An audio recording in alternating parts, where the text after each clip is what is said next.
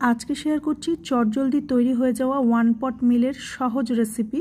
Basic উপকরণ use করে কিন্তু এই পোলাওটা কখনো একবার বানিয়ে নেওয়া যেতেই পারে। বানাচ্ছি গন্ধরাজ কাতলা পোলাও, তার জন্য অবশ্যই গন্ধরাজ লেবুর দরকার।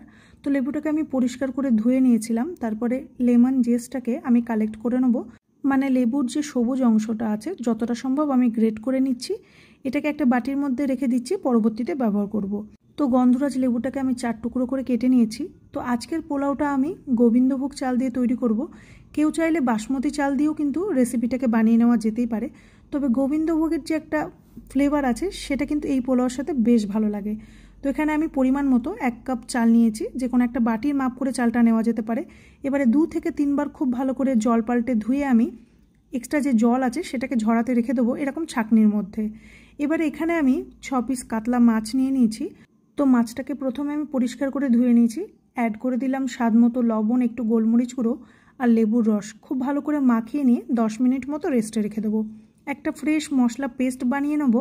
মিক্সিং জারে দিয়ে দেবো 1 টেবিল চামচ গোটা ধনে আর 1 চামচ মতো গোটা জিরে। জল দিয়ে এটা একটা স্মুথ পেস্ট বানিয়ে নেব। কেউ চাইলে এখানে একটা লঙ্কাও অ্যাড করতে পারেন বা আদাটাও অ্যাড করা যেতে পারে, আমি কোনোটাই অ্যাড করিনি।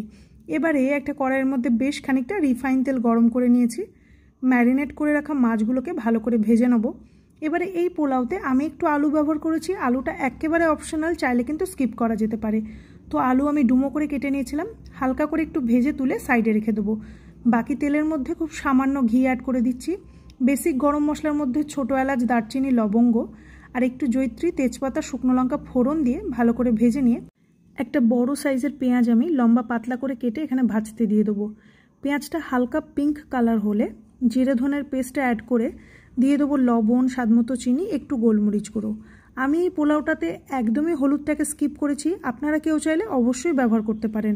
মশলাটাকে খুব ভালো করে মিশিয়ে নিয়ে ভেজে রাখা আলুটাকে দিয়ে কিন্তু মশলাটাকে ঢাকা চাপা দিয়ে একটু কষিয়ে নেব। তাতে করে কিন্তু আলুটাও বেশ খানিকটা সফট হয়ে যাবে। তো এখানে বেশ ভালো করে মশলাটা কষানো হয়ে গেছে। চেরা কয়েকটা কাঁচা লঙ্কা দিয়ে দিলাম। একটু নেড়ে চেড়ে তার মধ্যে দিয়ে দেবো চালটাকে। তো চালটাকে দিয়েও আমি মিডিয়াম ফ্লেমে কিন্তু 1 থেকে 2 মিনিট একটু নেড়ে চেড়ে নেবো। চালটা একটু হালকা ভাজা হলে এর মধ্যে আমি দিয়ে দেবো গরম জল।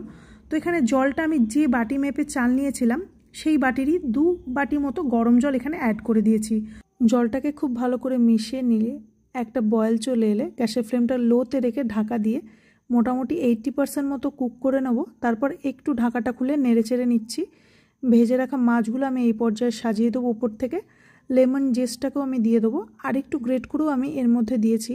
এবারে দিয়ে দেবো চেরা কয়েকটা কাঁচা লঙ্কা আর দিয়ে দেবো লেবুর রস। আমি প্রায় আধখানা লেবুর রস এর মধ্যে দিয়েছি। কেউ চাইলে এখানে লেবু পাতাও অ্যাড করতে পারেন বা লেবু স্লাইস করেও দিয়ে দিতে পারেন। এবারে আবারও ঢাকা দিয়ে গ্যাসের ফ্লেমটা লোতে রেখে 5 মিনিট মতো রান্না করে গ্যাসের ফ্লেমটা অফ করে স্ট্যান্ডিং টাইম 10 মিনিট রেখে গরম গরম সার্ভ করতে হবে।